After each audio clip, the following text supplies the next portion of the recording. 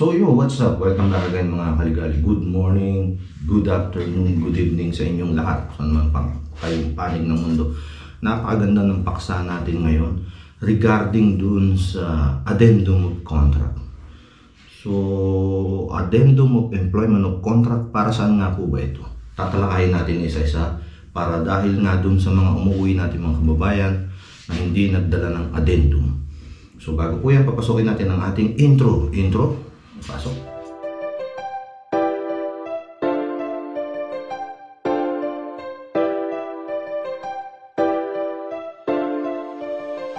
Tara na at sumama, tara na at magala, kasama ang maligali. Kahit san man magpunta, kahit san ililibot, kayo ay iikot kahit saang sulok, basta makalimot. Mga kaligali, kasama kayo dito, kulitan at asaran, tawanan at mga biro. Tara at sumama, tara at magala, kasama ang ating maligali. Sumama ka dito. Ano, kamusta kayo? Tara sumama't manood, malilibang pa kayo. Pampatanggal ng pagod, galing sa trabaho. Magagandang lugar ipapakita sa video. Mga kaligalig, tara sumama ka. So yung welcome back again mga kaligalig. Ito po yung sample ng addendum of employment of contract. Para saan nga po ba ito? Ito ay ibibigay ninyo sa inyong mga employer at inyong papipirmahan sa kanila. Papipil-upan ninyo itong lahat. 2 page po ito. Papipirmahan ninyo sa inyong employer. Unang-una, bakit nga po ba natin kailangan gumawa ng ganito? Marami po sa ating mga kababayan ang lumilipat ng mga kumpanya, which is yung first company ang nakaregistered sa POEA, yung mga nanggaling sa Pilipinas, and even doon sa mga nandito na, yung ibang nakapagpa-registered na sa ating embahada o ating polo. So ngayon, kung kayo po ay naririto na sa Europa o dito sa Poland at lumipat kayo ng company, kinakailangan po ninyong magpapirma nito sa inyong employer, and after po nito, yung inyo pong kontrata ay dadalhin po ninyo. Kung nasa ang region kayo, hahanapin po ninyo doon yung Chamber of Commerce. Dito po yan sa Poland. Kung nasa Poland po kayo, no, sa mga ibang countries po dito sa Europe, ay maaaring ganun din po ang proseso. So, pagkadala po ninyo sa Chamber of Commerce, dun po yan lalagyan ng apostel. Yung inyong kontrata, tatatakan po sa likod yun ng apostel. So, i-attach ko po rito yung sample ng merong apostel. Sa likod po, ipapakita ko na lang po sa inyo yung likod ng merong apostel. Isasama ko dyan mamaya dito sa ating video. So, pagkatapos pong na-verified contract po yung inyong kontrata sa Chamber of Commerce, unang-unang proseso po pala ay yung kontrata ninyo ay dadalhin po ninyo sa mga abogado, sa mga notary. Panonotaryuhan nyo po muna. At pagkatapos po niyan, magpapa-schedule pa po pala kayo sa Chamber of Commerce. Yun po yung pangalawa, no? Ito po ang pangatlo na pagkatapos po niyan, nakuha niya ninyo yung inyong mga kontrata na nagkaroon na ng verified contract, meron na pong apostel. After po yan, nung napanotaryuhan na ninyo at dinala na ninyo sa Chamber of Commerce. Pag nakuha po ninyo yan, schedule lang po nila kayo ng ilang araw. Let's say, ang alam ko mga dati kasi nung nagpa-verified contract ako, 5 days, babalikan nyo po yan. Pati yung notaryo dito, binabalikan din. Kasi ano na po ngayon yung tawag dito, booking. So, ipapabook nyo po muna yan. So, anyway, pag nakuha nyo yan, pipicturean nyo yung magandang pagkakuha, ikakrap nyo, at i-email nyo po sa ating embahada sa Polo, sa Czech Republic. Nandoon po ang ating Polo. Doon nyo po siya i-email, and after that, sasagot po sila yung acknowledgement ng sagot sa email ninyo. Pagkatapos, magpapalitan kayo ng email, at sasagot po sila, ibibigay po nila sa inyo yung bank account kung saan po kayo magbabayad para dito po sa inyong verified contract at addendum. And pagkatapos po niyan ay bibigyan po nila kayo ng resibo, katunayan na kayo po ay nagbayad, at email na mayroong acknowledgement. Ito po ay papakita ninyo sa POEA sa Pilipinas bago po kayo bumalik, dahil kinakailangan po ninyong kumuha ng OEC, which is yan po yung pinaka-importante na dokumento para kayo ay tanggapin sa airport na makalabas.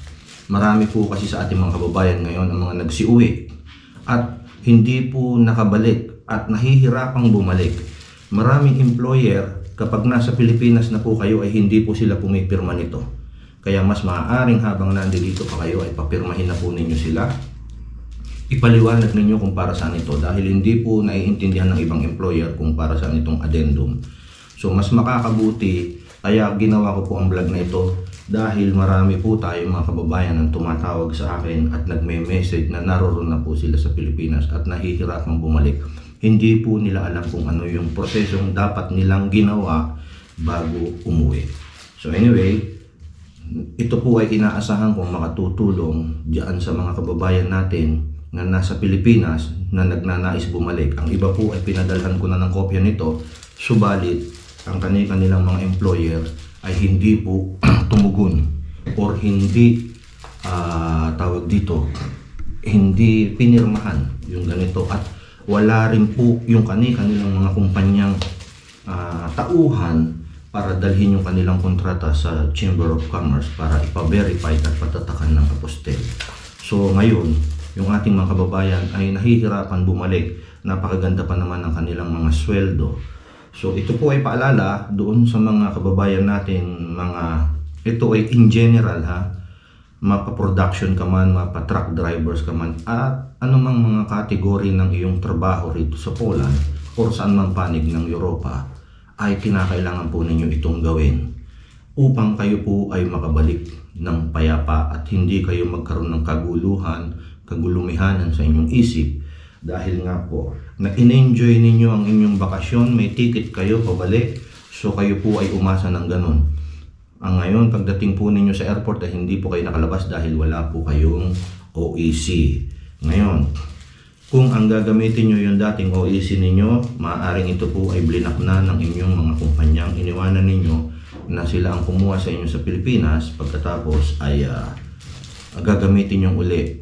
Matitrace po yan sa airport. Ngayon, paalala, kaya nga po dun na sinasabi ko, doon sa mga nagbabalak magbakasyon, marami po akong nasagap at maraming nagbigay ng mensahe sa akin. Naalarma rin ako at naisip kong gawin ang vlog na ito para paalala doon sa mga kababayan na nagnanais nga pong magbakasyon. So ito po ang addendum of contract. Makukuha nyo po ito sa ating embahada sa Polo, Czech Republic. Maaari po kayong mag-email at humingi ng kopya nito. Or subukan nyo pong makipag-ugnayan sa akin. I-message nyo po ako at maaari ko naman pong isend sa inyo yung kopya nito para makatulong sa inyo at mas makagaang. Nung nakaraan, may mga bisita ako na nabigyan ko na nito. Kung makikita nyo sa mga vlog ko ng mga nakarang araw, marami po tayong naging bisita at ilan po doon ay magbabakasyon. So nabigyan natin nito at naging isang kaguluhan pa sa isip ng kanilang mga employer dahil hindi nga po maintindihan. So ang ipinayo namin ay mas makakabuting personal kang pumunta sa opisina ninyo at ipaliwanag mo kung para saan yan kung gusto mo pang makabalik dito sa Poland. So hanggang sa muli po mga kaligalig, inaasahan ko po na nakatulong po ang vlog ko na ito at paalala po sa inyo doon sa mga magbabakasyon. Doon sa mga hindi ko pa followers o subscriber at yung mga subscriber ko na nakapanood nito at may mga kaibigan kayo na hindi naman pa nakakapanood sa aking mga vlog, maaari nyo po itong bahagi sa kanila, i-share po sa kanila upang magkaroon po sila ng karagdagang kaalaman at hindi sila mahirapan bumalik. So hanggang sa muli mga kaligalig, maraming salamat sa patuloy na pagsubaybay at panunood at naway na bibigyan ko kayo ng karagdagang kaalaman ng pamumuhay o ng inyong dapat gawin bilang isang OFW na uuwi sa Pilipinas.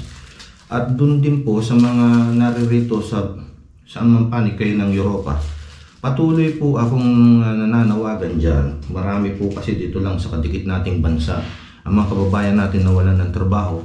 Maaari po kayo makipag-ugnayan sa akin kasi kung mapapanood po ninyo, halos araw-araw may sinusundo po akong kababayan natin na naririto sa iba't ibang panig ng Europa. Sinusundo ko sa bus terminal, sa train station, at pinamamagitan natin sa iba't ibang kumpanya rito na mabigyan ng kaukulang trabaho. So yan po ang aking ibinibigay na tulong po sa inyo. At ako naman po, marami naman din po namang nagtitiwalang mga kumpanya, at meron din po akong kaagapay, meron akong katulong dito na isa sa masigasig na nananawagan din sa mga kababayan natin kung nasa ng panig ng mundo, panig ng Europa, ay isa rin po siya sa magiting na tumutulong sa akin ngayon. At napapansin ninyo sa mga vlog ko ay kasama ko itong sumusundo.